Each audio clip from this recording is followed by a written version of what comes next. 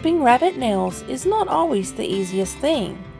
This is one of the reasons why I do not have an actual video on us clipping our rabbit nails.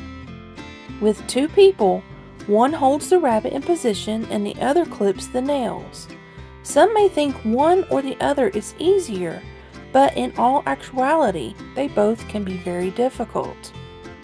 We do like to pet our rabbits and hold them so that they are used to being held for times like this. However, sometimes that doesn't even work.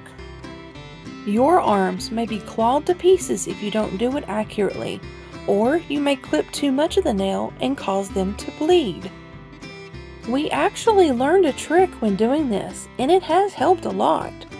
Sometimes if you cover the eyes of the rabbit, they don't see what's coming and they are much more calm.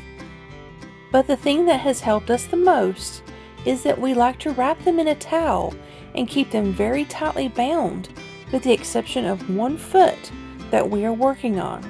This has helped tremendously. Clipping the rabbit's nails is important because it could cause a lot of issues if you do not clip them. How often you clip them just depends on the rabbit and their surroundings. Some may need it every 2 weeks, and some may go for 2 months. It's one of those things that I especially dread doing, but I am so glad when it is done. Knowing these small tidbits could help you along your homesteading journey. Remember, it's not about if, it's about when. S.H.T.F. Survival Homestead Teaching Farm thanks you for watching this video. Please continue to help us help you by liking, sharing, and subscribing.